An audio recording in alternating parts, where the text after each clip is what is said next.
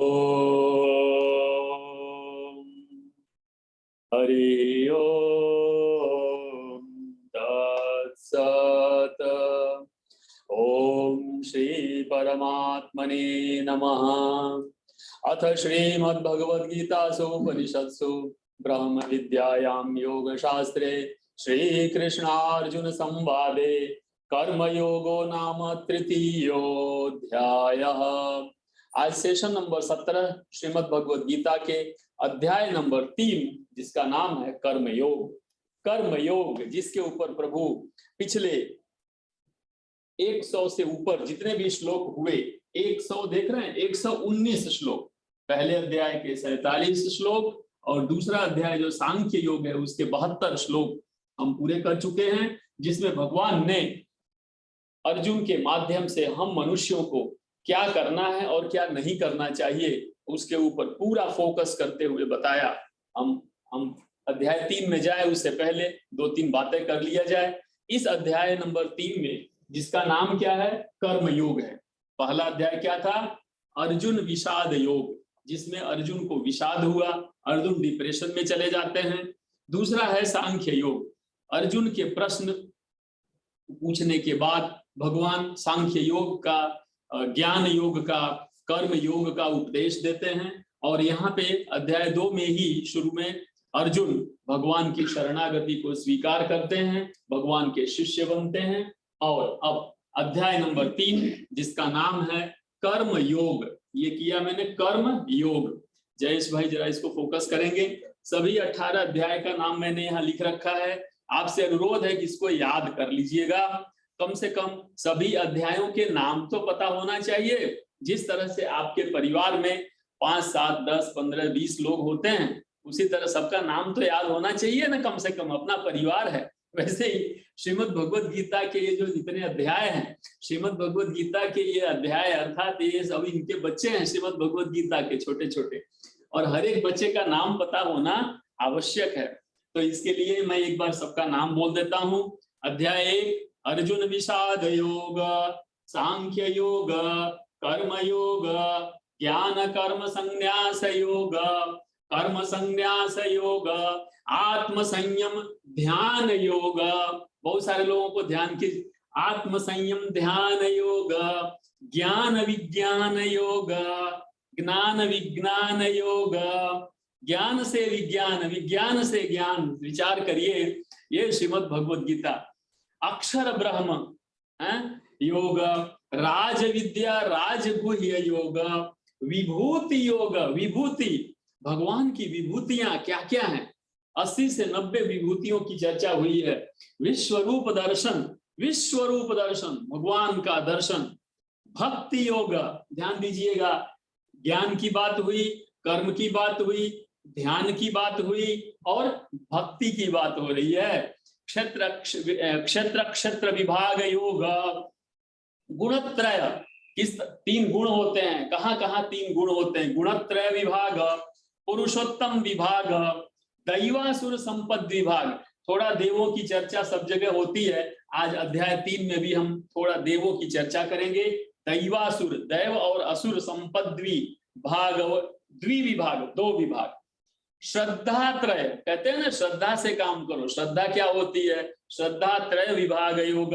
और अंत में मोक्ष संन्यास योग, मोक्ष है, मोक्ष के साथ मोक्ष संन्यास योग। मोक्ष होना ही केवल हमारा लक्ष्य नहीं है, मोक्ष संन्यास योग। तो आप देखेंगे इसमें कई जगह संन्यास, देखिए ज्ञान कर्म संन्यास योग है चौथा, 5वां कर्म संन्यास, देख रहे हैं, ज्ञान कर्म और कर्म, और फिर अंत में एक और आता है मोक्ष संन्यास, यानी ज्ञान कर्म संन्यास, कर्म संन्यास और फिर मोक्ष संन्यास। आप विचार तो करिए, कितना कितना गहन, कितना गहन यह शास्त्र है।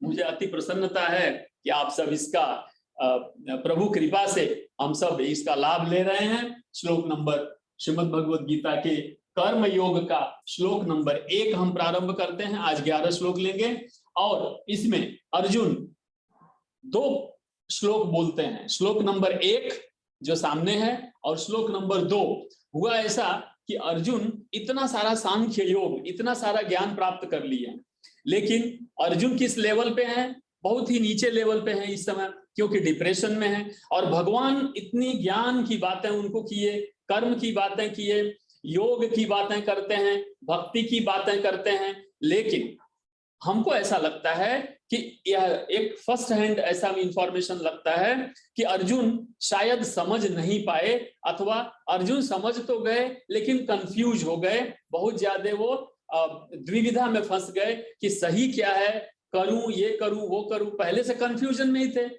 तो जो जिस लेवल पे होता है उसी लेवल की बात समझता है। तो अर्जुन, हमें ऐसा लगता है कि अर्जुन को लगा कि और थोड़ा क्लैरिफिकेशन की जरूरत है, और भगवान इतना अच्छा अवसर दिए हैं तो इस अवसर का लाभ ले लो। तो मुझे ये लगता है कि अर्जुन इस और अवसर का और लाभ लेने के लिए भगवान से फिर से प्रश्न पूछते हैं। देखिए, इतना बड़ा युद्ध सामने खड़ा है और शिष्य गुरु से अर्थात अर्जुन कृष्ण से प्रश्न पूछते हैं। प्रश्न पूछने का कितना फ्रीडम है, कितनी स्वतंत्रता भगवान ने दे रखी है मनुष्य को, इस भूत यानी जितने भी जीव जंतु हैं। अच्छा, पहला प्रश्न अर्जुन ने पूछा यहाँ पे, लेकिन पहला पूछने के बाद लगता है अर्जुन को कि भगवान समझे नहीं मेरे प्रश्न को, तो अर्जुन ने धनाधन दूसरा प्रश्न दे मारा। फिर अर्जुन ने दूसरा भी श्लोक यहाँ पे कर दिया। तो पहला और दूसरा श्लोक अर्जुन है, उसके बाद तीसरे से लेके 35वें तक, 3 से 35 तक भगवान अर्जुन को 2 प्रश्नों का जवाब देते हैं। कितने? 2 प्रश्न यहाँ हैं और दोनों का जवाब भगवान 32 श्लोक तक सुनाते हैं।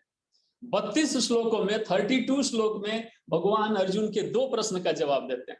पहले क्या था? 4 प्रश्न किया था, 4-5 प्रश्न अध्याय 2 के 54वें श्लोक में, स्थित दिए का भाषा वगैरह वगैरह कैसे चलते हैं उठते।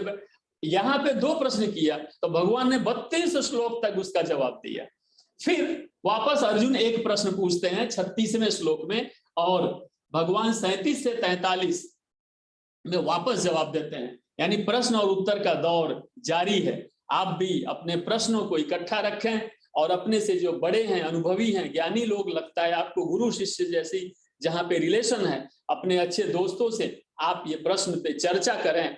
प्रश्न का उत्तर मिलना जरूरी नहीं है, लेकिन प्रश्न पे चर्चा करेंगे तो कुछ न कुछ और ज्ञान में वृद्धि होने की संभावना है। तो ये अध्याय में 43 श्लोक है, 43। आज हम 11 श्लोक लेते हैं। 11 पहला श्लोक लेते हैं। अब ध्यान दीजिए, लास्ट श्लोक दूसरे अध्याय का क्या था? दूसरे अध्याय का अंतिम श्लोक था, एषा ब्राह्मी स्थिति पार्थ। तो वहां पार्थ था। तो जैसे ही पार्थ को भगवान कृष्ण ने संबोधित किया, वैसे ही अगला श्लोक जो ये है, यहाँ पे भगवान को अर्जुन कहते हैं, ज्यायसी चेत कर्मणे मता बुद्धि जनार्दन। जनार्दन के नाम से बुला। वहां पे भगवान ने क्या कहा? पार्थ। क्या कहा पहले श्लोक में? इससे पहले, एषा ब्राह्मी स्थिति पार्थ।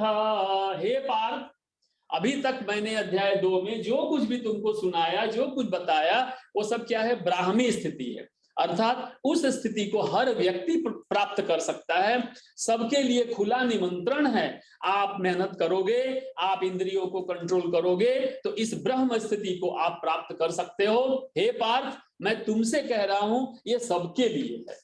तो जैसे ही यहाँ पे कहा तो उन्होंने, अब चूंकि सबके लिए है, ब्राह्मी की बात किया, तो अर्जुन का धर्म क्या बनता है? हाँ, आप सत्य कह रहे हो क्योंकि आप जनार्दन हो। जनार्दन का अर्थ क्या हुआ?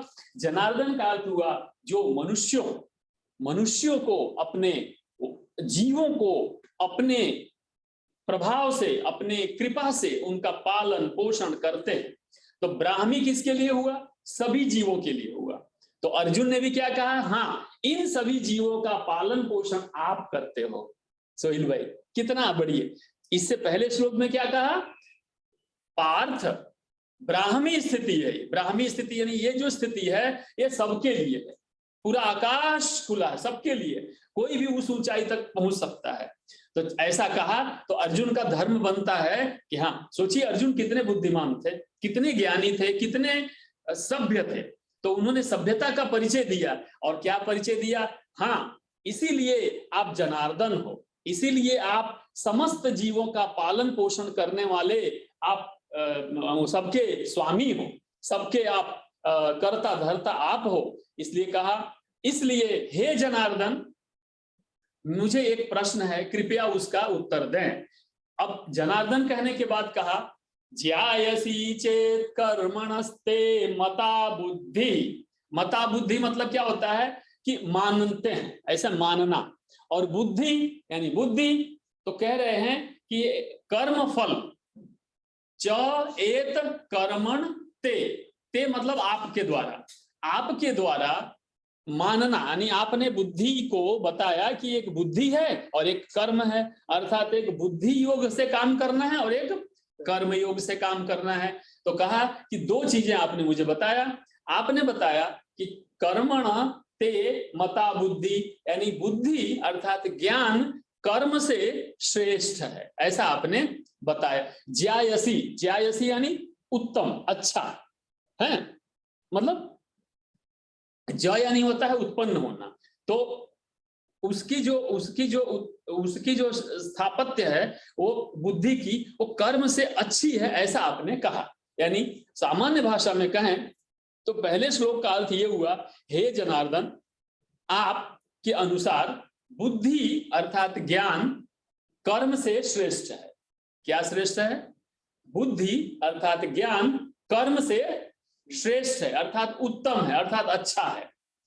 अगर ऐसा है तो आगे पूछा, तत् किम, प्रश्न पूछा, याद है आपको? श्लोक नंबर 54 अध्याय 2 में बार बार पूछा, का भाषा, किम तिष्ठति, कैसे बैठते हैं, किम चलति, कैसे चलते हैं। यहां भी पूछा, किम कर्मणि, किम तत् किम, अतः आप मुझे क्यों, कर्मणि कर्म में, घोरे, घोर होता है ना घोर कर्म है, घोर कर्म, अघर्म, अघोर कर्म नहीं कहते हैं, बहुत अघोरी है। अघोरी यानी बहुत ही मतलब बहुत ही खराब कैटेगरी का, अघोरी किस्म का आदमी है, यानी उसका बहुत ही जड़ प्रकृति का है या बहुत ही ज्यादा निर्दयी प्रकार का, ऐसा एक समाज में कहा जाता है।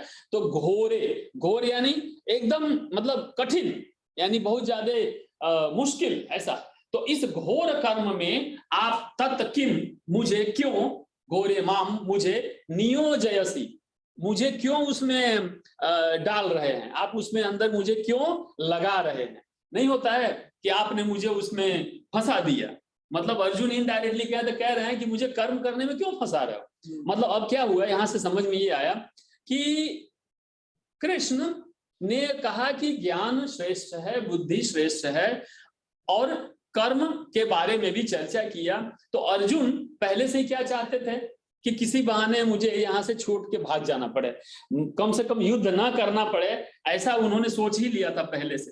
तो पहले से जो मानसिकता बना लिया व्यक्ति, वो बोलते हैं ना कौन सा घड़ा पे पानी कलर नहीं चढ़ता है, पाका घड़ा, पाका घड़ा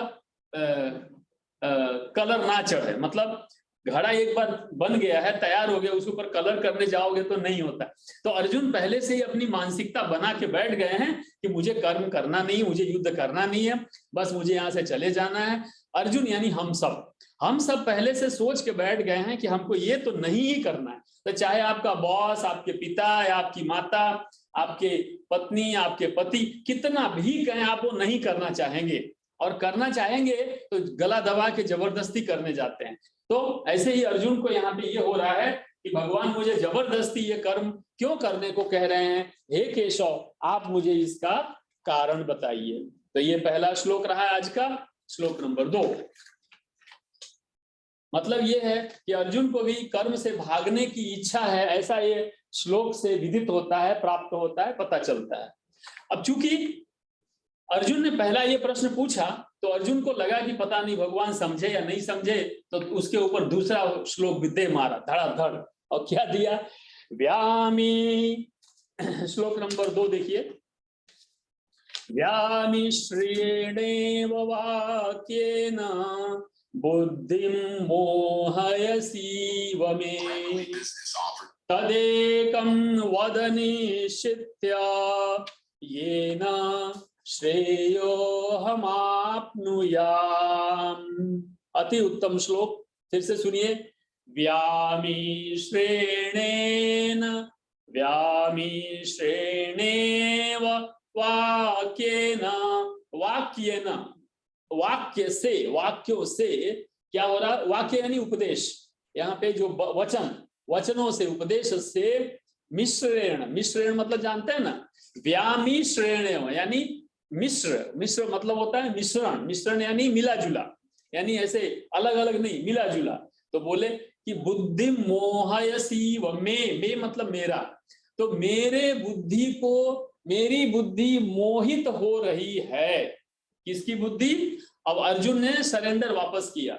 हे भगवान, हे केशव, पहले श्लोक में उन्होंने कहा केशव, हे केशव, मेरी बुद्धि आपके मिले जुले मिश्रेण वाक्य अर्थात वचन से, उपदेश से, अर्थात अनेक शब्द आपने कहे, उससे मेरी बुद्धि मोहित हो रही है, अर्थात भ्रमित हो रही, अर्थात मैं दुविधा में फंस जा रहा हूं, मुझे समझ में नहीं आ रहा है, मैं कंफ्यूज हो गया हूं। तदेकम, तद एकम, इसलिए एकम यानी एक, वद एक ही कहिए, निश्चित्य आप निश्चित कर लीजिए। अब अर्जुन ने भगवान को प्रार्थना किया और एक तरह से आदेश भी कर दिया इनडायरेक्टली, मतलब जिद के साथ। बच्चे कहते हैं ना, नहीं नहीं मुझे यही कर दो आप मेरे लिए, यानी बच्चे जिद करके हमसे कहते हैं कि नहीं मेरे लिए ये आप कर दो। तो अर्जुन अब यहाँ पे थोड़ा सा जिद भी कर दिए कि आप इतनी सारी बातों को बताना मुझे मत करो, क्योंकि मैं कंफ्यूज हो रहा हूं, इसलिए तदेकम, तद एकम, एक वद कहिए, निश्चित्य निश्चित किया हुआ, ये न जिससे श्रेय अर्थात मैं श्रेय को, कल्याण को प्राप्त हूं, श्रेय अहम, अहम मानी मैं, आपनुयाम मैं प्राप्त हो जाऊं, मतलब हे प्रभु इसलिए आप कृपया मुझे निश्चित करके केवल एक बात बता दीजिए कि मुझे क्या करना चाहिए और क्या नहीं करना चाहिए। आप मुझे कृपया, आप देखो अर्जुन शुरू से लेके अभी तक भगवान से एक ही निवेदन कर रहे हैं, हे प्रभु आप कृपया मुझे एक चीज बता दो, मेरे लिए जो श्रेयस्कर है वो कह दो। क्यों? अर्जुन को कंफ्यूजन है। दोस्तों मुझे यहां तक पढ़ने के बाद यह समझ में आता है कि अर्जुन तो समझ ही रहे हैं, ऐसा नहीं है कि अर्जुन नहीं समझ रहे हैं। हम इस गलत फहमी से बाहर निकल जाएं कि अर्जुन को समझ में नहीं आ रहा है इसलिए वो बार बार प्रश्न कर रहे हैं, ऐसा नहीं है। मेरे हिसाब से, मेरे अनुसार अर्जुन को सब समझ में आ रहा है और भगवान की लीला भी समझ में आ रही है, और अर्जुन भगवान से प्रार्थना इसलिए कर रहे हैं क्योंकि अर्जुन को यह समझ में आ रहा है कि मैं समझ रहा हूं किंतु मेरे आगे आने वाली पीढ़ी शायद इस चीज को समझ ना सके, क्योंकि उनको ध्यान तो है ही, अर्जुन तो बुद्धिमान है, उनको पता है कि आगे आने वाली पीढ़ी इतनी बुद्धिमान है नहीं, इसलिए उन्होंने सोचा कि जितना हो सके भगवान से और पन्ना खुलवा दूं और अच्छी किताब खुलती जाए, जिससे आगे आने वाली जो पीढ़ी है हमारी मनुष्यों की वो इसका ज्ञान प्राप्त कर सके और इस रास्ते पे चल सके। इसलिए हम सब भगवान के तो शरणागति है, भगवान के तो हम कृतज्ञ, क्या हमारे पास शब्द नहीं है कि हम भगवान से कितना ज्यादा अनुग्रहित हैं, लेकिन साथ साथ अर्जुन से भी हम बहुत ज्यादा ओब्लाइज्ड हैं, अर्जुन के भी कृतज्ञ हैं, आभारी हैं कि अर्जुन ने ऐसी चीजें भगवान से कहलवा ली। नहीं तो भगवान, अर्जुन पूछते नहीं तो भगवान बोलते नहीं, भगवान बोलते नहीं हम तक पहुंचता ही नहीं है। तो अर्जुन के हम आभारी हैं जिन्होंने हमारे लिए भगवान से ये प्रश्न पूछा। सामने दुश्मन खड़े हैं लेकिन प्रश्न पूछा हमारे और आप सबके लिए। तीसरा श्लोक नंबर 3, श्री भगवान वाच। मैंने बताया पहला और दूसरा श्लोक अर्जुन ने कह दिया, अब तीसरे से 35वें तक अब भगवान, ये केवल 2 प्रश्न का उत्तर, एक कर्म और ज्ञान योग में कौन सा श्रेष्ठ है और कर्म ही हमको क्यों करना है, और दूसरा प्रश्न कि क्या बताया, कोई एक चीज दोनों में से एक बताओ जो मुझे करना चाहिए जो मेरे लिए श्रेयस्कर है। अब भगवान ये 2 प्रश्न का उत्तर 35 तक देंगे, 3 से 35, 33 श्लोक तक भगवान ये अर्जुन को समझाते हैं, आप समझो। देखिए, पहला, श्री भगवान वाच, भगवान के वचन है, कृपया बहुत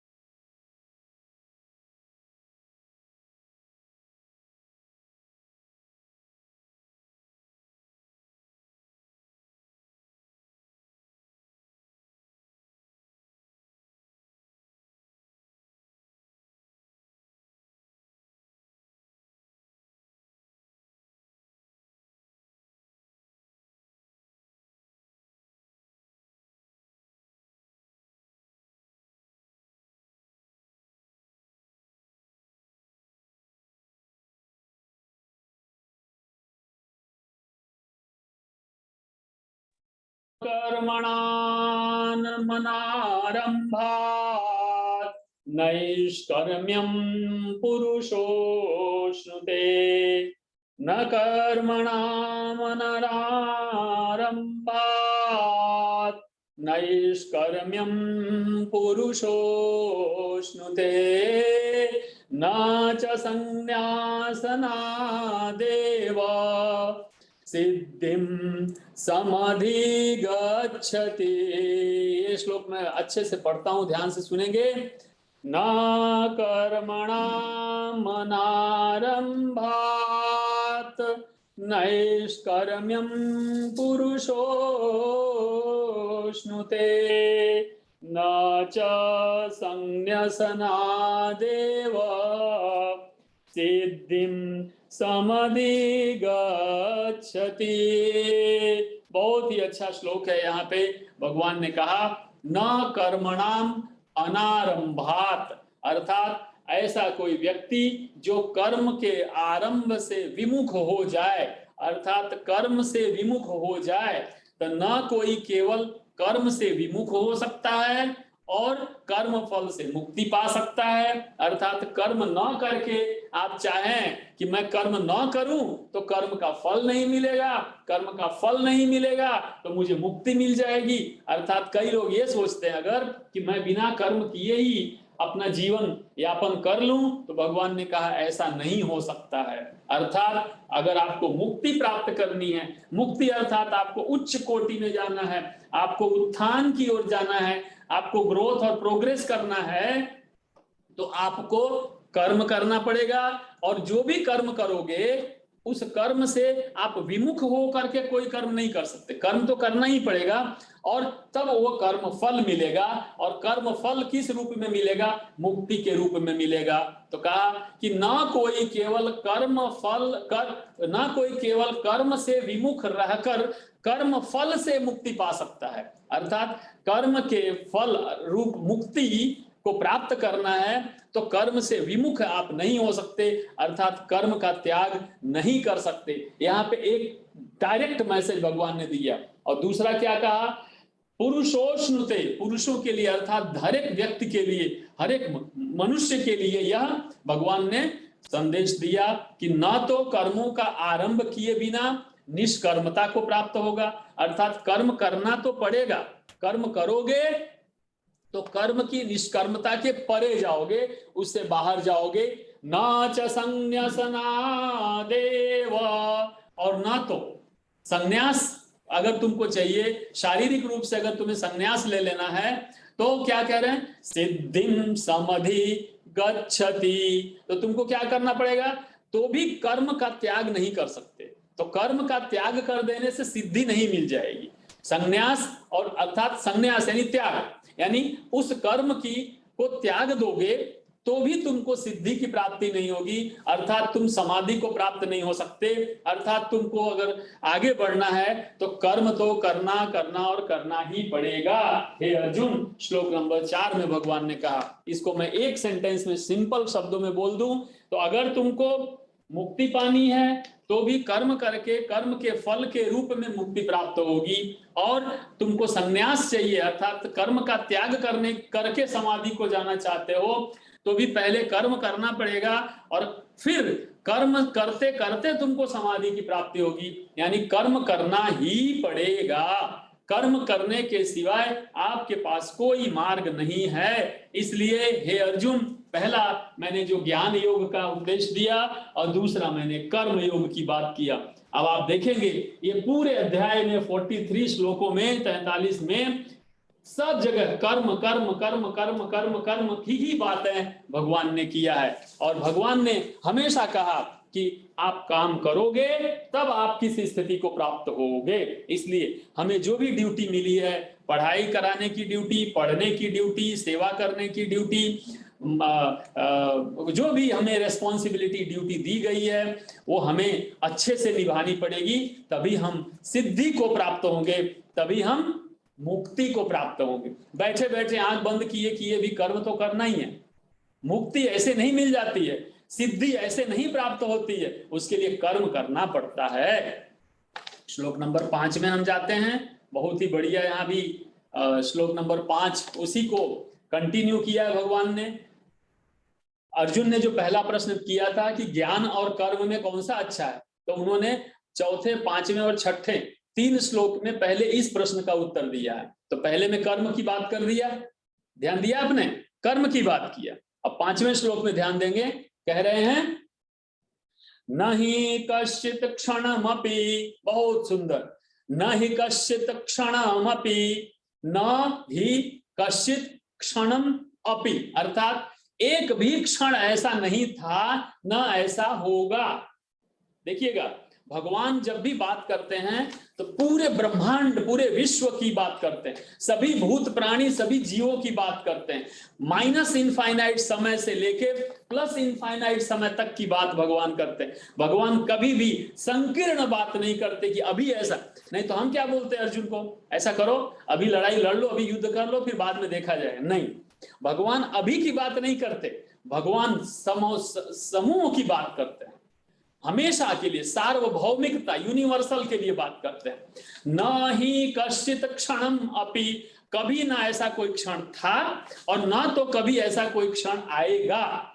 जातो, हमेशा के लिए, जातो यानी सदा, ऑलवेज, फॉर एवर, हमेशा के लिए। जातो कहा कि हाँ, तिष्ठति अकर्मकृत, कभी ऐसा न हुआ न होगा, हमेशा ऐसा ही रहा कि मनुष्य बिना कर्म किए कभी बैठ नहीं सकता, बिना कर्म किए रह नहीं सकता।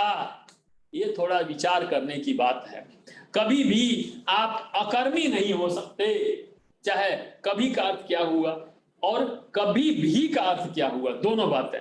कभी का अर्थ हुआ एक जीवन का पूरा काल, और कभी भी का अर्थ क्या हुआ, गए जन्मों से लेके आगे के सभी जन्मों की बात हो गई। 2 बातें हुई। यानी अर्जुन को भगवान ने डायरेक्टली कह दिया, इस जन्म में भी, इस शरीर में भी, अर्जुन के शरीर में भी कभी भी ऐसा समय नहीं होगा कि अर्जुन कोई कर्म ना करे, अर्थात हम कोई कर्म ना करें। और कभी भी कश्चित क्षणमपि, कभी भी ऐसा एक क्षण भी नहीं था, एक सेकंड, एक क्षण, एक पल ऐसा नहीं था कि तुमने कभी कर्म न किया हो अथवा तुम कोई कर्म करोगे नहीं। यानी आगे आने वाले जन्मों की भी बात कर दिया और पीछे के सारे जन्मों की बात कर दिया। यानी कोई भी ऐसा, कुछ भी, कोई अवकाश नहीं छोड़ा भगवान ने, और कह दिया हे अर्जुन, कभी कोई ऐसा समय नहीं था कि जब तुम कभी, मनुष्य या कोई जीव बिना कर्म किए रह सके, अथवा किसी समय ऐसी संभावना भी हुई हो, ऐसा भी नहीं है। इसलिए कर्म तो करना ही पड़ेगा।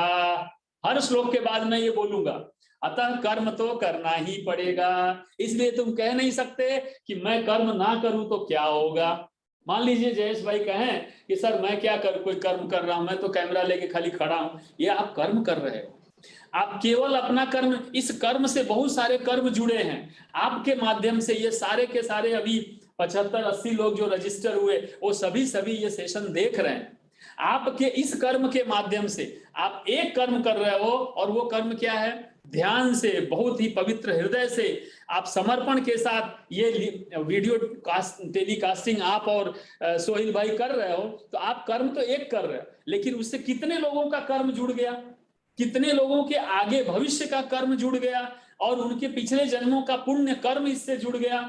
मेरे रोए खड़े हो जा रहे हैं ये कहते हुए कि हम इतना बड़ा भगवान के द्वारा दिया गया जो मैसेज है, हम सब तक पहुंचाने के लिए आप दोनों लोगों के माध्यम से कर रहे हैं। ये आपका कर्म हुआ, कितना बड़ा अच्छा कर्म हुआ। तो भगवान ने कहा कि कभी भी कोई ऐसा क्षण नहीं था, न कोई ऐसा क्षण आएगा, न अभी कोई क्षण ऐसा है हे अर्जुन, इस जीवन में, पीछे के जीवन में, आगे के जन्मों में, कि बिना कर्म के कोई तुम रह सको। इसलिए तुम कर्म करो। और अर्जुन का कर्म क्या है, धर्म की रक्षा करना। आखिर एक बात बताइए, क्षत्रिय का धर्म ही है, कर्म ही है धर्म की रक्षा करना, तो उसको करना ही चाहिए। डॉक्टर का धर्म क्या है, डॉक्टर का कर्म क्या है, अगर कोई मरीज है तो उसकी दवा करना। और डॉक्टर बोल रहे हैं भले ना मरीज चिल्ला रहा है, वो तड़प रहा है, लेकिन मेरे पास इंजेक्शन भी है, दवाई भी है, मुझे पता भी है बीमारी क्या है, तो भी मैं नहीं करूंगा, जाने दो उसको, मुझे क्या है। है? तो डॉक्टर का धर्म है भाई, ये उसका कर्म है, और वो ना बोल दे तो आप क्या कहेंगे? डॉक्टर को 2 लाठी उठा के मारेंगे ना। तो भगवान अर्जुन को यही कह रहे हैं कि तुम्हारा कर्म क्या है, तुम्हारा धर्म क्या है? ये जो अधर्मी हैं उनसे धर्म की रक्षा करना, और तुम उसके लिए ना बोल रहे हो। ये अर्जुन, तुम ये कर्म करो। दूसरा श्लोक, कार्यते ह्यवशः कर्म कर्मः प्रकृति जैर्गुणैः। आप ध्यान दीजिएगा। अब यहां से एक्चुअली आगे जब हम जाएंगे तो एक जगह त्रिगुण अध्याय आता है, 3 गुणों के बारे में बात चर्चा होती है लगभग 14वें श्लोक में। तो 14वें अध्याय में गुणत्रय विभाग है। भगवान ने यहां से धीमे धीमे गुण के ऊपर जाने की चर्चा शुरू कर दिया। भगवान कितने, आप सोचो कितने बुद्धिमानी पूर्वक एक एक चीज को धीमे धीमे ले जा रहे हैं। बताया कि प्रकृति जन्य अर्थात प्रकृति से उत्पन्न गुण है। कौन कौन से गुण हैं? 3 गुण हैं। वो कौन से हैं? रजस, तमस और सतगुण। तो ये जो 3 गुण हैं, यहां अभी कहा नहीं उन्होंने खाली छू दिया। बच्चों को हम नहीं बोलते हैं अच्छी वाली चॉकलेट देंगे, अच्छी वाली कौन सी, अब वो अच्छी वाली बाद में सोचना, लेकिन खाली चॉकलेट नाम दे दिया। तो यहाँ कह दिया कि 3 गुण होते हैं जो प्रकृति से उत्पन्न होते हैं, और सभी लोगों को इन्हीं गुणों के वश में होकर के, कहां होके? वश में। अर्थात भगवान ने वापस एक और शब्द दे दिया अर्जुन को कि तुम भी उसी प्रकृति के गुण के वश में हो गए हो। और चूंकि तुम प्रकृति से आप अलग हैं नहीं है, आप प्रकृति के अंदर ही हैं। हम इससे बाहर तो नहीं निकल सकते। बोले कि नहीं हम कल उड़ के प्रकृति से बाहर निकल जाएंगे, कहां जाओ? प्रकृति में ही 3 गुण हैं, और उन 3 गुणों के कारण से जितने भी जीव जंतु हैं, जितने भी प्राणी हैं, वो क्या हैं? उनके वश में ही, वशः कार्यते ही वशः, यानी उनके कंट्रोल में है, उनके नियंत्रण में है। इसलिए क्या होगा? कर्म सर्वः, सभी प्रकार के कर्म करने ही पड़ते हैं। सभी प्रकार के कर्म करने ही पड़ते हैं। आप चाहे बोलो कि अब मैं आज से सोऊंगा नहीं, प्रकृति का नियम है आपको सोना ही पड़ेगा। प्रकृति का नियम है आपको प्यास लगेगी तो पानी पीना ही पड़ेगा। आप जड़ नहीं हो सकते हैं। तो भगवान ने कहा जब ये कर्म आप करना ही है तो दूसरा कर्म करने से आप मना कैसे कर सकते हो? पानी पीना है तो आप बोलोगे हाँ हम पानी पिएंगे, लेकिन दूसरे को पानी पिलाना है तो आप बोलोगे नहीं हम नहीं पिलाएंगे। ऐसा कैसे हो सकता है? इसी प्रकृति का गुण है कि आपको प्यास लगी तो आप पानी पियोगे। इसी प्रकृति का नियम है कि दूसरे को प्यास लगी तो वो भी पानी पिएगा। तो आपके पास पानी है तो आपको देना ही पड़ेगा, तो वो कर्म करना ही पड़ेगा। तो भगवान ने दूसरे श्लोक के 5वें श्लोक के दूसरी लाइन में भी कहा, इसलिए प्रकृति के कारण, प्रकृति के कंट्रोल के कारण भी परवश हो करके तुमको सभी प्राणियों को कर्म करना ही पड़ेगा। इसलिए हे अर्जुन तुम कर्म करो। अब हम लेते हैं 6ठा श्लोक, इस अध्याय का 6ठा श्लोक। अगेन आपको ध्यान होगा कि भगवान ने दूसरे अध्याय में इंद्रियों को कंट्रोल करने की बात कही थी, और इंद्रियों को कंट्रोल करके कर्म करने की बात कही थी, और कहा था कि जो योगी जन, सन्यासी जन, त्यागी जन होते हैं, जो भगवत भक्ति में जुड़े रहते हैं, मृत्यु के समय भी अगर आपके इंद्रियों का जो रस है, इंद्रियों का जो विषय है, इंद्रियों का जो आसक्ति है, वो अगर आप आंतरिक हो गई, अंतर्मुखी हो गई, यानी बाहर की जगह अंदर देखने लगी, तो या निशा सर्वभूतानाम, यानी बाहर की जो अंधेरापन है वो अंदर की ओर जाओगे तो उजालापन होगा। तो अगर उसमें चले गए तो क्या होगा आपका? भगवान ने कहा कल्याण होगा। भगवान ने वापस यहाँ कहा कि कर्म ही करना है, तो कैसे कर्म करोगे? तो कर्म, अर्जुन को प्रश्न हुआ होगा मन में कि कर्म तो कर लेंगे चलो, लेकिन कैसे करना चाहिए? तो भगवान ने उनका उत्तर यहाँ दिया। क्या कहा? कर्मेन्द्रियाणि संयम्य या आस्ते मनसा स्मरन्, कर्मेन्द्रियाणि संयम्य या आस्ते मनसा स्मरन्, इंद्रियान् विमूढ़ात्मा, यहाँ गलत हो गया, सॉरी, यहाँ इंद्रियान् विमूढ़ात्मा नहीं है, यहाँ है ये मेरे लिखने में गलती हो गई है, इंद्रियार्थान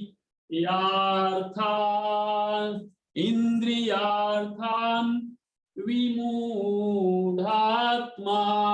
एक्चुअली ये शब्द है, इंद्रियार्थान विमूढ़ात्मा। तो यहाँ ये जो अर्थ है वो यहां से निकल गया। इंद्रियार्थान विमूढ़ात्मा मिथ्याचारः स उच्यते। स उच्यते ऐसा कहा गया है। भगवान सुनिए क्या कह रहे हैं। मैंने पहले कहा है कि इस ब्रह्मांड में, पूरे ब्रह्मांडों के ब्रह्मांड में दो नियम है।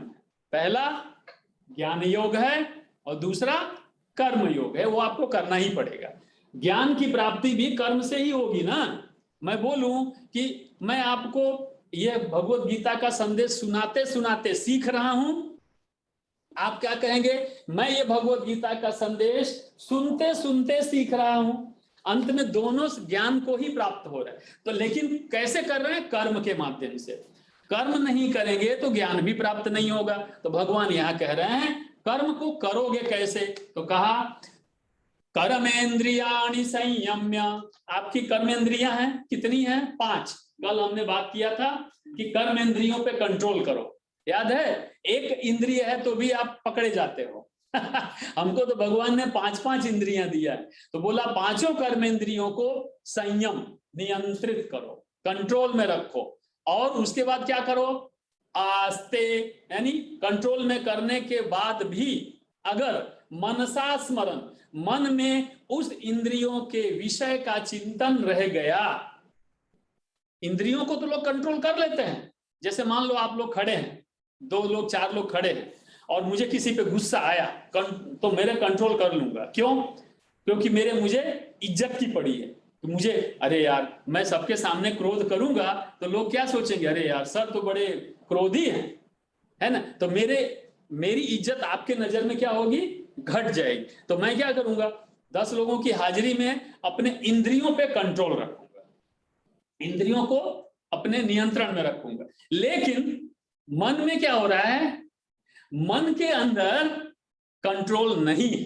तो क्या बोला, इंद्रियार्थान विमूढ़ात्मा। इंद्रिय, अर्था, विमूढ़ आत्मा, 3 चीजें हुई। कौन कौन से, इंद्रिय, अर्थ यानी विषय। इंद्रियों की आसक्ति अंदर रह गई, बाहर इंद्रियां कंट्रोल हो गई, लेकिन अंदर इंद्रियों का जो विषय है, इंद्रियों की जो आसक्ति है, अगर वो रह जाती है विमूढ़ आत्मा, तो वह आत्मा अर्थात वह जीव क्या कहलाएगा, विमूढ़ अर्थात भ्रमित, अर्थात क्या कहलाएगा, मिथ्याचारी अर्थात ढोंगी, पाखंडी।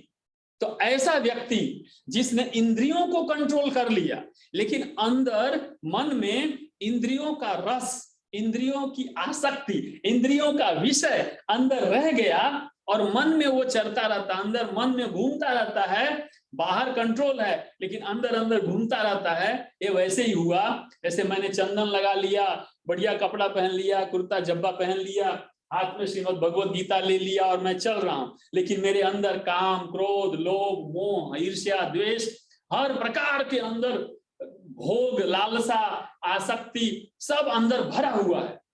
तो भगवान ने क्या कहा, ऐसा व्यक्ति ढोंगी है, ऐसा व्यक्ति पाखंडी है और ऐसा व्यक्ति मिथ्याचारी है। ऐसा जो जीव है वो भ्रमित है, वो जीव आत्मा नहीं है, वो केवल मन का दास है, मन का नौकर है और वो व्यक्ति कभी भी कर्म कर नहीं सकता। अर्थात कर्म करने के लिए क्या करना पड़ेगा, अंदर और बाहर से एक होना पड़ेगा। इसलिए भगवान ने अर्जुन को कहा, हे अर्जुन तुम अंदर से डरे हुए हो, बाहर से पंडितों की ज्ञान की बात कर रहे हो, तो अंदर बाहर एक हो जाओ और अंदर से ज्ञान को प्राप्त करो, तब तुम अच्छे कर्म को कर पाओगे। तो पहले किसको प्राप्त कर लिया, ज्ञान की शिक्षा दिया भगवान ने। अर्जुन अंदर जो मैला भरा हुआ है, अंदर जो गंदगी भरी है, वह ज्ञान से क्या करो, ओम भूर्भुवः स्वः तत्सवितुर्वरेण्यम भर्गो देवस्य। अंदर जो दुनिया भर का कचरा भरा हुआ है उसको पहले भस्म करो, अपवित्रता को भस्म करो। किससे भस्म होगा, ज्ञान से। और उस ज्ञान पूर्वक, उस बुद्धि पूर्वक, बुद्धि को योग में लगाने के बाद जो तुम कर्म करोगे तो तुम्हारा कर्म तुम्हें सदकर्म के मार्ग पर ले जाएगा हे अर्जुन, और तब तुम मुक्ति, मोक्ष और भगवान के पद को प्राप्त करोगे जहां किसी भी प्रकार का कोई कष्ट नहीं है। ये कह के भगवान ने अर्जुन को कहा, अतः हे अर्जुन तुम कर्म करो। देखिए यहाँ भी कर्म की बात भगवान ने अर्जुन को 6ठे श्लोक, हर एक श्लोक में 43 श्लोक है, हर श्लोक में कर्म की बात हुई है। अर्थात हम कभी भी कर्म से नहीं भी अपने आप को विमुख नहीं कर सकते। अरे नहीं, कर्म नहीं करना, मैं शांति से चादर ओढ़ के सो जाना। चादर ओढ़ के सोओगे तो भी कर्म तो कर ही रहे हो। क्या कर्म कर रहे हो? ना करने का कर्म कर रहे हो। क्या कर रहे हो? ना करने का कर्म। अर्थात अगर आप सही नहीं बोलोगे तो झूठ बोलोगे, और अगर झूठ नहीं बोलोगे तो सही बोलोगे। वो कुछ भी तो बोलोगे, तो जो बोलोगे या तो सही होगा या तो झूठ होगा, दो में से एक ही बोलोगे। तो भगवान ने कहा बोलना तो पड़ेगा ही। अर्थात चाहे तुम कर्म करो अच्छा या बुरा, लेकिन कर्म तो करोगे ही करोगे। तो इससे अच्छा है कि तुम ज्ञान पूर्वक, योग पूर्वक, भक्ति पूर्वक, शरणागति पूर्वक अच्छा कर्म करो, धर्म का कर्म करो, लोगों के परोपकार का कर्म करो हे अर्जुन। श्लोक नंबर 7 बहुत ही अच्छा। हम फिर से श्लोक पे आते हैं 7। हाँ, यहां भी भगवान ने कर्म कर्म कर्म कर्म पकड़ पकड़ के रखा है। मन से, बाहर से, अंदर से, इंद्रियों से, कर्मेंद्रियों से, ज्ञानेंद्रियों से, जागते हुए, सोते हुए, उठते हुए, बैठते हुए, खाते हुए, चलते हुए, सपने में, जागृत अवस्था में, अनकॉन्शियस में, कॉन्शियस माइंड में, हर तरह से भगवान ने कहा कंट्रोल करके, इंद्रियों को पकड़ के, कंट्रोल करके, इंद्रियों के विषयों को अपने अंदर पकड़ के रखोगे तब तुम कर्मयोगी बनोगे। और जैसे ही तुम कर्मयोगी बनोगे वह पूरे जीवन का सबसे श्रेष्ठ अचीवमेंट है, और वही श्रेष्ठ है, ऐसा भगवान ने यहाँ कहा। क्या कहा श्लोक के माध्यम से देखते हैं। यस्त्विन्द्रियाणि मनसा, अर्थात यह यानी जिसका, जो, तू, यह तू, इंद्रियाणि, इंद्रियां, एक इंद्रिय नहीं, कितनी इंद्रियां? 5 कर्मेंद्रियां और 5 ज्ञान इंद्रियां। तो भगवान ने बोला क्योंकि ज्ञान इंद्रिय भी कर्म इंद्रिय के ऊपर ही निर्भर करती है ना। मान लो जीव क्या है? कर्म इंद्रिय है, लेकिन जीव का जो स्वाद है वो ज्ञान है।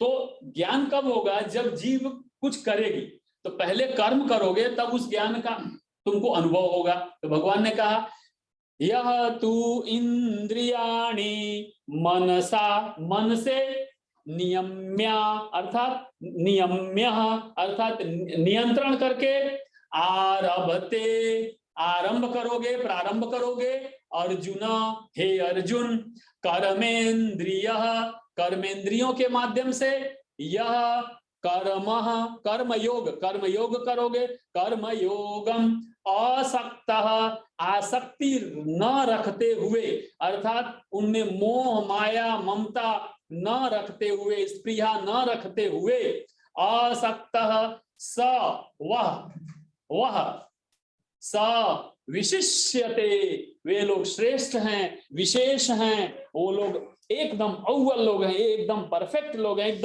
एकदम योगी लोग हैं। और उन्होंने कहा क्या? फिर से मैं बताता हूं, 2 चीजें। नंबर 1 कर्मेंद्रियों की बात किया, और दूसरा ज्ञानेंद्रिय की बात किया। उन्होंने कहा कि जो अपने कर्मेंद्रियों को अपने कंट्रोल में रखते हैं, मन को कंट्रोल में रखते हैं। आप ध्यान दीजिए, मन जो है ना, ये आपका मन है ना, और ये आपकी सब इंद्रियां हैं। 1 2 3 4 और 5 कर्मेंद्रियां हो गई।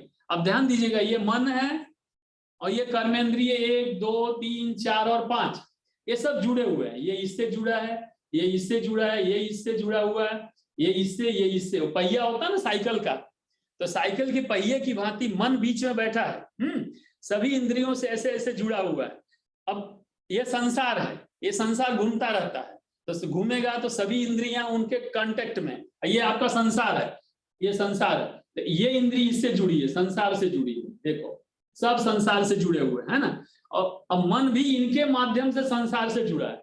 मन यहाँ है, ये इंद्रियों के माध्यम से संसार से जुड़ा हुआ है। तो होता क्या है कि जब संसार इंद्रियों से जुड़ा है, इंद्रियां मन से जुड़ी हैं, तो अल्टीमेटली ये जो मन है वो संसार से जुड़ा हुआ है। तो संसार में कुछ भी होगा मन पे उसकी छाप पड़ती है।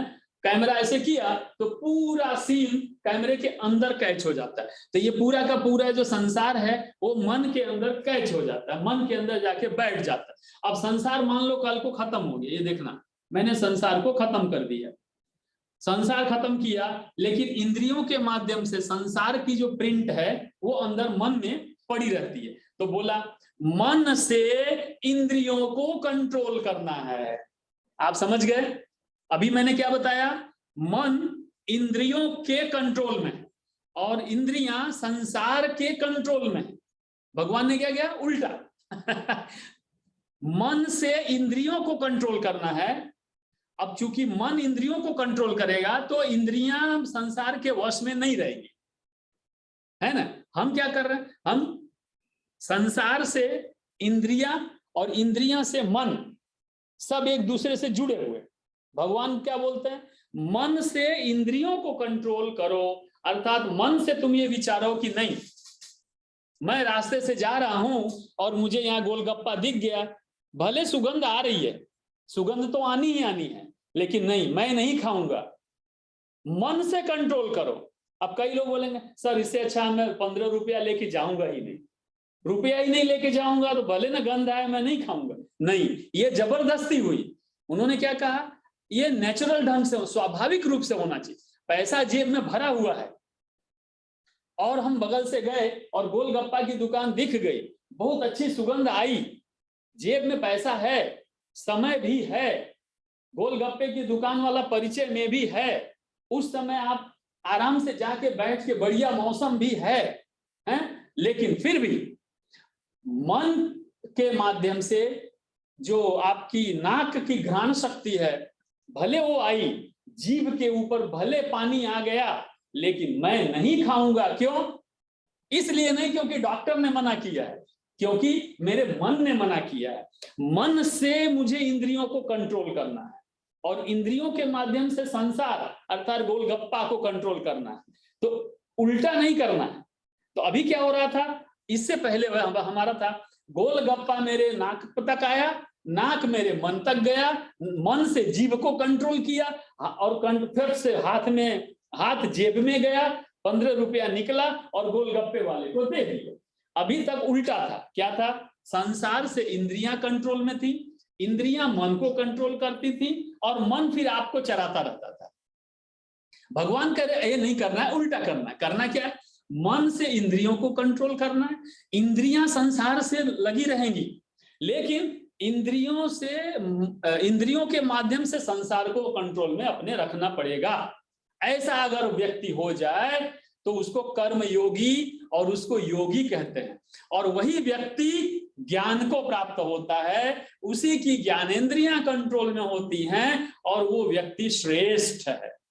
भाइयों और सभी बहनों, जो लोग भी मेरे साथ जुड़े हैं, आप सबसे ये निवेदन है मेरा, ये बहुत बड़ा मेरा निवेदन है। अपनी आंखों पे कंट्रोल करें, अपने आचरण पे कंट्रोल करें, अपने चरित्र पर कंट्रोल करें, आपके स्किन पे कंट्रोल करें, कर्ण पे, अरे किसी ने कुछ कह दिया तो उछलने लगे, किसी ने नहीं कहा तो अरे यार उसने मुझे ऐसा कह दिया, अरे कह दिया।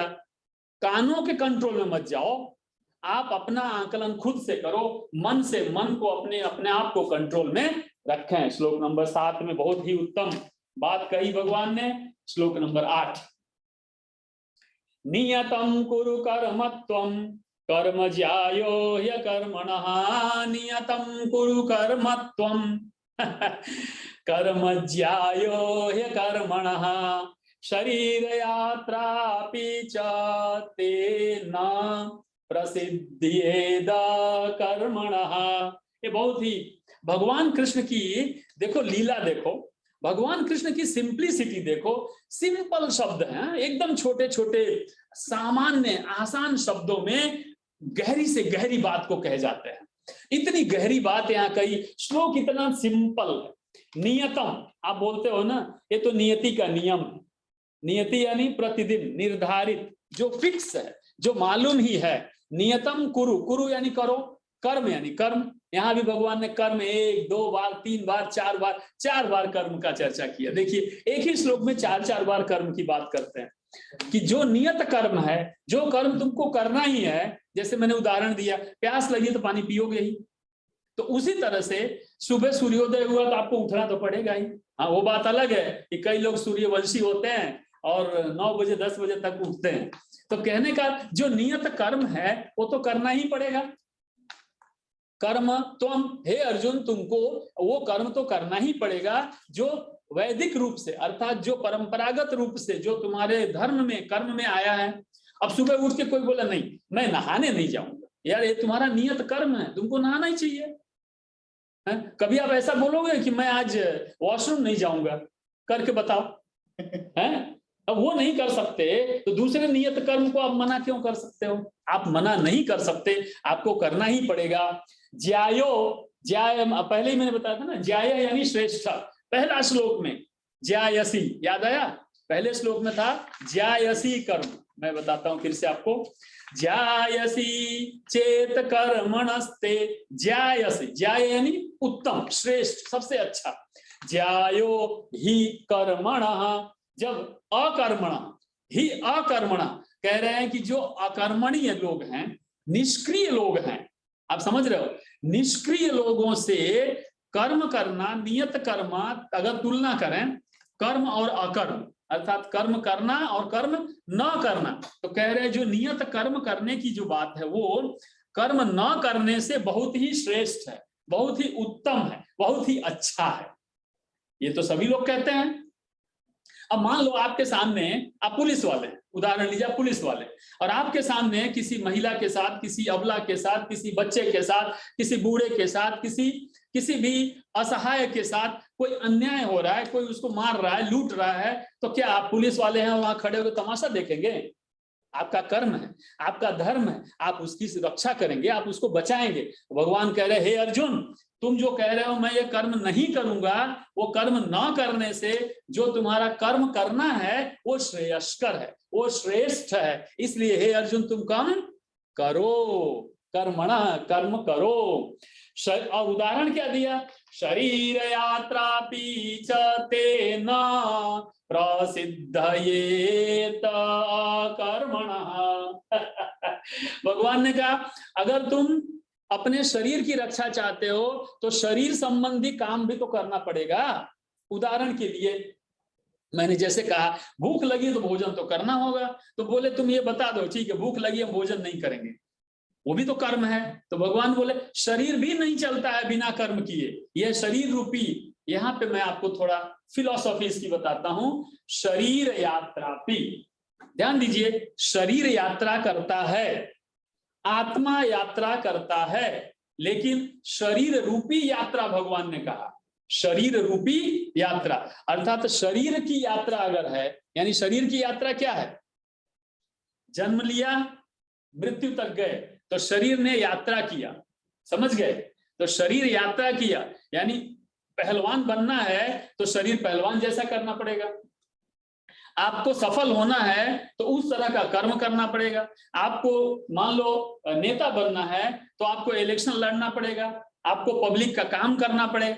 तो शरीर से संबंधित जो कर्म है वो भी अगर नहीं करते हो तो तुम्हारा शरीर का भरण पोषण, पालन पोषण, शरीर की उन्नति अवनति, शरीर की सुरक्षा संभव नहीं है। तो जब इतनी छोटी सी बात भी कर्म का त्याग करने से नहीं हो सकता, अर्थात इतने छोटे से उद्देश्य की पूर्ति के लिए भी कर्म करना ही पड़ेगा, तो तुमको इतना बड़ा धर्म कर्म जो करना है वो भी करना ही पड़ेगा। इसलिए हे अर्जुन तुम कर्म करो। भगवान ने 8वें श्लोक में कहा। 9वां श्लोक लेते हैं, यज्ञार्थात् कर्मणोऽन्यत्र। वाह, बहुत उत्तम बात कही। देखो भगवान है ना, कितने सिंपल, इतनी बढ़िया बात करते हैं, हमको भी इसे सीखना चाहिए। हम भगवान जैसा तो नहीं कर सकते, लेकिन कम से कम इतना तो सीखना ही चाहिए कि सामने वाले को ज्ञान का भंडार मिल जाए। छोटा सा एक प्रश्न पूछा, उसको सारा का सारा ज्ञान मिल जाए, सारा का सारा इंफॉर्मेशन मिल जाए, सारा का सारा उसको मार्गदर्शन मिल जाए। यज्ञार्थात् कर्मणोऽन्यत्र। वाह, लोकोयम कर्म बंधनः। बंधन की बात कर दिया। अब कई लोग ऐसा कहते हैं कर्म तो बंधन है, कर्म तो मेरा बंधन है, मैं क्या करूं, मुझे तो ये करना पड़ता है। अरे भाई मजबूरी में नहीं करना पड़ता है, कर्म नामक बंधन तुमको बांध के एक दुष्कर्म से सदकर्म की ओर ले जा सकता है, लेकिन कर्म रूपी बंधन तुम्हारे लिए जन्म लिए तब से तुम्हारे साथ में जुड़ गया है, इसलिए तुम उसको छोड़ के आगे नहीं बढ़ सकते। सांस लेना भी कर्म का एक कर्म बंधन है, आंखों को ऐसे पटपटाना भी, आंख मलकाना भी, आंख की पुतली जो है वो अपने आप ऐसे होती रहे, वो भी कर्म रूपी बंधन ही है। तो क्या वो छोड़ दोगे? हैं? नहीं छोड़ सकते ना। तो बोला कि लोकोयम, यानी अकर्म से कर्म करना अच्छा है। उन्होंने क्या कहा? यह यज्ञ है। बाप रे, बहुत बड़ी बात कह दी है। पहली बार यज्ञ शब्द का इस्तेमाल भगवान ने किया है। आप ध्यान से समझिएगा, इतने सारे श्लोक, श्लोक नंबर 9 में हम आ गए ना, 9वां श्लोक है, 8 इसके हो गए और 100 कितने 19 ये और 8 127।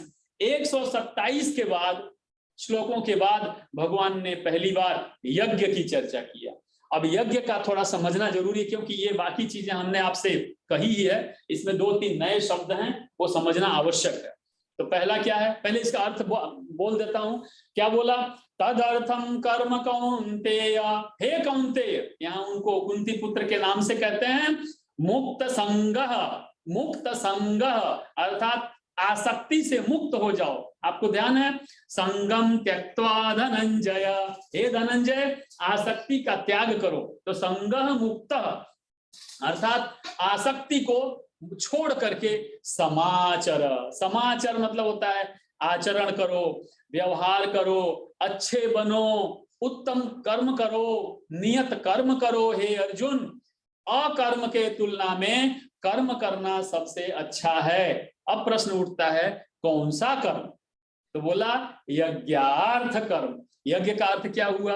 परमात्मा की प्राप्ति के लिए जो भी कर्म करने हो वो यज्ञ है। यज्ञ का अर्थ केवल ये नहीं है कि हम वो आहुति लेकर के और हवन करें, हवन भी एक कर्म है, किंतु यहाँ पे भगवान का अर्थ उस यज्ञ से नहीं है, यहाँ कर्म रूपी यज्ञ से है। ये नहीं करते हैं कर काम दरिया में डाल, क्या कुछ ऐसा है ना, कर्म करो लेकिन उसको भूल जाओ। कर्म करने के बाद अर्थात परोपकार के कर्म करो, परमात्मा के कर्म करो। देखो आप कितने काम करते हो, अरे दान दोगे, बातें करोगे, घर बनाओगे, दान दक्षिणा दोगे, माता पिता की लोगों की सेवा करोगे, झूठ बोलोगे, सही बोलोगे, यही सब कर्म है। तो भगवान ने बोला कि ये इन कर्मों में से तुम ये ढूंढ लो कि कौन से कर्म ऐसे हैं जो अच्छे कर्म। तो हमको क्या करना है जयेश भाई? मान लो हमने सुबह से शाम तक 100 कर्म किए, 100 काम किया, तो 100 में से ढूंढना है शाम को सोने से पहले कि मुझे 80 मैंने अच्छा काम किया और 20 मैंने बुरा काम किया। तो समझने का कि ये जो 80 है वो यज्ञ है और जो ये 20 है वो यज्ञ नहीं है। तो यज्ञ कर्म, यज्ञार्थ कर्म अर्थात ऐसे कर्म जो अच्छे कर्म हैं वो करो, और उनके कंपैरिजन में अगर तुम दूसरे कर्म करते हो जो तुम्हें संसार में बंधन के रूप में वापस लेकर के आएंगे, नहीं तो क्या होगा, तुम ये नहीं करोगे तो आगे चल के अगले जन्म में और इस जन्म में भी आपको ये कर्म बांध के इसी धरती पे पकड़ के बैठा देंगे और आपको कभी भगवान की ओर जाने का रास्ता क्लियर नहीं होगा। मतलब क्या होगा कि मान लो 100 कर्म किया, उदाहरण लेता हूं, 50 अच्छे किया और 50 बुरे किया, तो क्या होगा, 50 कर्म भगवान की ओर खींच के ले जाएंगे और जो बाकी 50 कर्म वो क्या करेंगे, धरती पे नीचे पकड़ के आपके कमर में इतना बड़ा ईंट बांध देंगे और नीचे की ओर खींचेंगे। आप समझ रहे हो ना बात? तो ये जो कर्म हैं, जो दूसरे कर्म, वो आपको बंधन अर्थात बांध के नीचे की ओर खींचेंगे, और जो अच्छे कर्म हैं वो क्या करेंगे, वो कोशिश करेंगे ऊपर की ओर ले जाने। तो 50-50 मान लो हो गया। आप समझ सकते हो आपकी स्थिति क्या होगी, ना आप इधर के होगे, ना एक बाँ इधर खींचेगा, एक बाँ इधर खींचेगा, बीच में फट जाओगे। ठीक है, अब मान लो 100 कर्म किया, 20 अच्छे किया और 80 खराब किया आपने, तो क्या होगा, ये आपको नीचे खींच के ले जाएंगे और ये आपको थोड़ा सा ऊपर ले जाने की कोशिश करेंगे। तो होगा क्या, इसकी वजह से फिर से आप जन्म लोगे। यहाँ पे क्या होगा, जन्म तो लोगे लेकिन 20 ही खराब कर्म किए थे ना, तो 20 खराब कर्म के कारण आपका जन्म होगा और थोड़े बहुत कर्म वर्म करके फिर आप ऊपर की ओर वापस ऊपर की ओर जाओगे। और इसमें क्या होगा, हम क्या करते हैं, हम अपने स्वार्थ से संबंधित कर्म को अच्छा समझते हैं। भगवान क्या कह रहे हैं, अपने स्वार्थ वाले कर्म को अच्छा मत समझो, परमार्थ के काम है उनको तुम अच्छा समझो। अब क्या होगा, हम ये सोचेंगे अरे यार मैंने सुबह से शाम तक सब अच्छे काम, मेरे सारे काम हो गए, तो मेरे सारे हो गए, यानी 100 में से 100 मैंने किया तो अच्छा, लेकिन किसके लिए किया, मेरे लिए किया, मेरे स्वार्थ के लिए किया, मेरे अच्छे के लिए, अर्थात मेरा यानी यहाँ स्वार्थ की बात अगर है तो अगर स्वार्थ सहित काम करते हो तो वो कर्म आपको दुनिया में कर्म बंधन के रूप में इस संसार में खींच के वापस ले आएंगे। और अगर आप वो कर्म परमार्थ के लिए करते हो, अर्थात अन्यों की सुविधा के लिए, अन्यों के अच्छे के लिए, अन्य समाज के लिए करते हो, तो वो सारे के सारे कर्म आपके बंधन नहीं बनेंगे, ऐसा भगवान ने कहा। इसलिए हे अर्जुन, तुम जो अभी सोच रहे हो वो स्वार्थ सोच रहे हो, और मैं जो तुमसे कह रहा हूं वो परमार्थ का कर्म करने को कह रहा हूं। इसलिए हे अर्जुन, ये स्वार्थ के कर्म को छोड़ दो, नहीं तो तुम बंधन में फंस जाओगे, और तुम यह कर्म करो जो धर्म कर्म है और जिससे धर्म की रक्षा होगी। इसलिए हे अर्जुन, तुम यह धर्म कर्म करो। श्लोक नंबर 10, बहुत उत्तम, बहुत बढ़िया। शायद हम एक श्लोक रह जाएगा, देखते हैं। श्लोक नंबर 10, सह यज्ञ प्रजा सृष्ट्वा पुरोवाच प्रजापति। आप देखिए, ये दूसरी बार भगवान ने पुरोवाच का इस्तेमाल किया। पहले भी भगवान ने कहा, पहले मैंने कहा था, श्लोक नंबर 3 में भगवान ने कहा, पहले मैंने कहा था कि कर्म और ज्ञान 2 प्रकार के योग होते हैं, हे अर्जुन, पहले भी मैंने कहा था। और यहाँ भगवान वापस कह रहे हैं, पुरोवाच प्रजापति। प्रारंभ में यह सृष्टि जब बनी, उसके प्रारंभ में प्रजापति अर्थात ब्रह्मा जी, ब्रह्मा, पहले भगवान ने क्या कहा, ऐसा ब्रह्मा, कौन से श्लोक में कहा, अध्याय 2 के 72वें श्लोक में भगवान ने कहा था, ऐसा ब्राह्मी स्थिति ही पार्थ, अर्थात इस स्थिति को ब्राह्मी स्थिति करते हैं। यहाँ भगवान 10वें श्लोक में क्या करते हैं, प्रजापति, अर्थात ब्रह्मा, अर्थात ब्रह्मा ने सृष्टि के प्रारंभ में कहा था, किससे,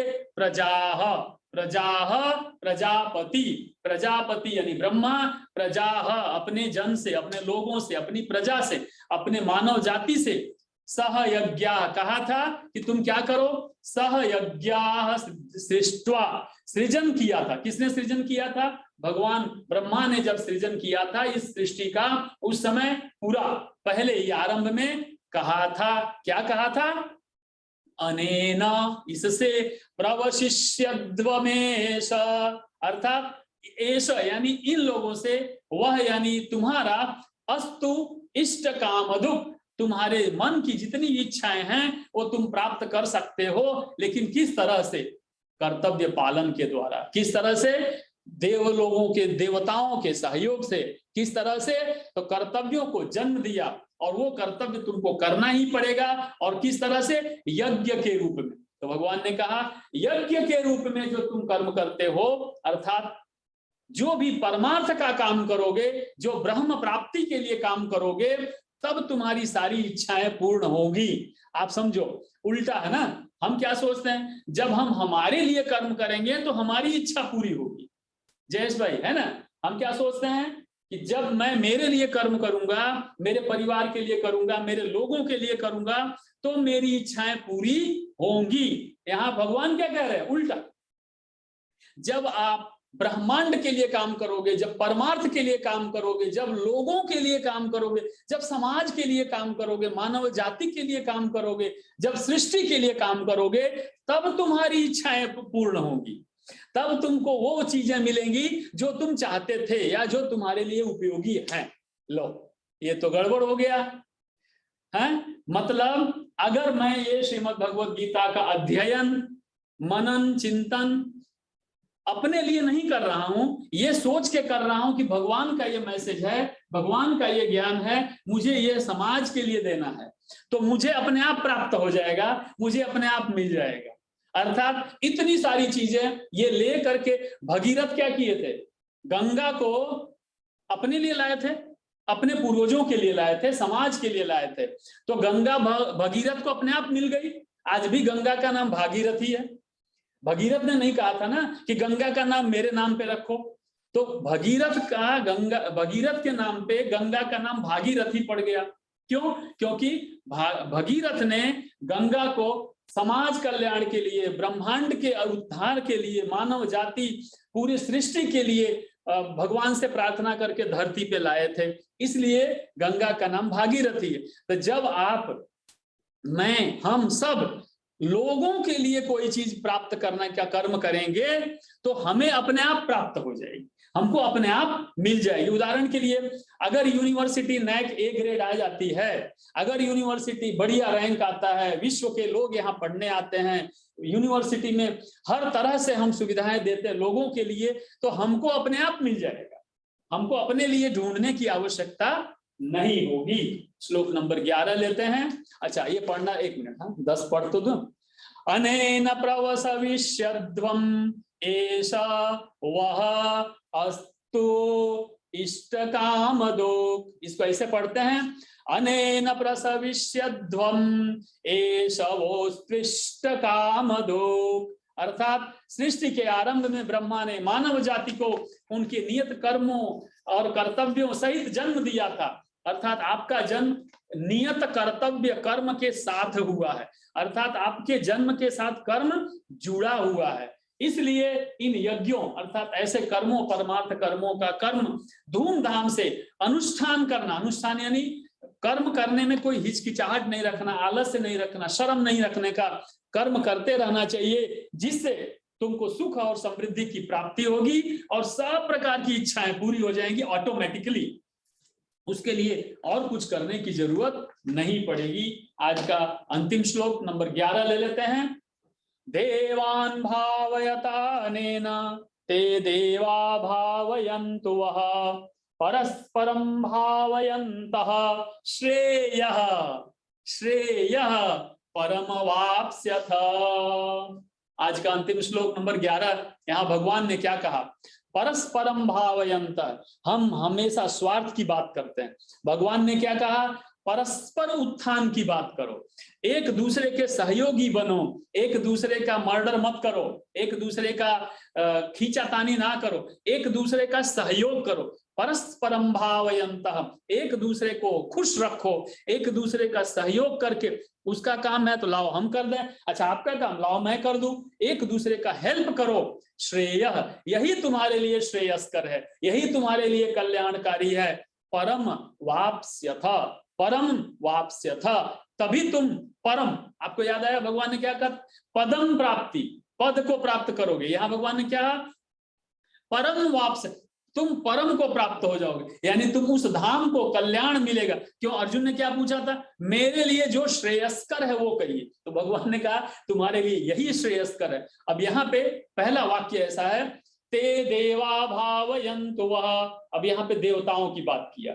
अब देवता का अर्थ क्या हुआ, आप समझो, हम देवताओं के कोटि से थोड़े नीचे मानव जग जी, हमारे ऊपर देव जगत है, तो देव जगत में भी आत्माएं हैं। अब भगवान ने यहाँ शरीर से, कर्म से, ज्ञान को आत्मा की ओर लगाने का प्रोत्साहन किया। जो कर्म करोगे तो ऊपर जाओ, ऊपर की ओर जाओगे तो क्या होगा, देवलोक में जाओगे। तो देवलोक में भी देव लोग रहते हैं, आत्माएं, देवात्माएं रहती। तो बोला कि वो जो देवात्माएं हैं उनका भी तुम जब यज्ञ करोगे तो वो भी प्रसन्न होंगे। क्या होंगे, अनेन ते देवा, अनेन यानी ये जो यज्ञ कर्म करोगे, अच्छा कर्म करोगे तो चारों ओर तुम्हारे देवताओं का निवास होगा, देवता तुम्हारे नजदीक आएंगे। अच्छा कर्म करोगे तो तुम स्वयं देवता जैसे बन जाओगे और तुम्हारी उन्नति होगी। देवान भावयतानेन, सभी देवता, स्वर्ग के देवता प्रसन्न हो जाएंगे। अर्थात क्या हुआ यहाँ पे देवताओं के अस्तित्व, देवता का हमसे संबंध क्या है, देवता किस तरह से हैं, तो देवता वो बलि चढ़ाने से प्रसन्न होते हैं, ऐसा नहीं है। यहाँ पे भगवान ने सीधे सीधे कह दिया, ऐसा कर्म करो जिससे सभी का अच्छा हो। तो तुम बकरी का बलि चढ़ाओगे तो उससे भगवान या देवता प्रसन्न नहीं होंगे, उल्टा है ना। ऐसा कर्म करो जिससे कि देवता प्रसन्न हो, और देवता किससे प्रसन्न होंगे? यज्ञ रूपी कर्म से। यज्ञ रूपी कर्म क्या है? परमार्थ का कर्म है। परमार्थ का कर्म का अर्थ क्या हुआ?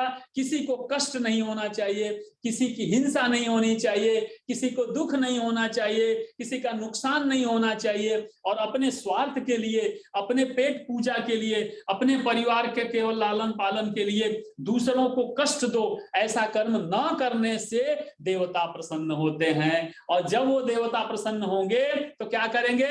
परस्परम भावयंत, वो देवता भी तुम्हारे उद्देश्य के, यज्ञ के कर्म को, परमार्थ के कर्म को करने में सहयोग करेंगे। अर्थात हम देवताओं को प्रसन्न करने का कर्म करेंगे तो उल्टे देवता भी हमें, हमारे कर्म को, यज्ञ को सफल बनाने में सहयोग करेंगे, और हमें अर्थात पृथ्वी को, अर्थात जीवों को सुख और समृद्धि की प्राप्ति होगी। इन श्लोकों के साथ 11 नंबर का श्लोक आज हम पूर्ण करते हैं।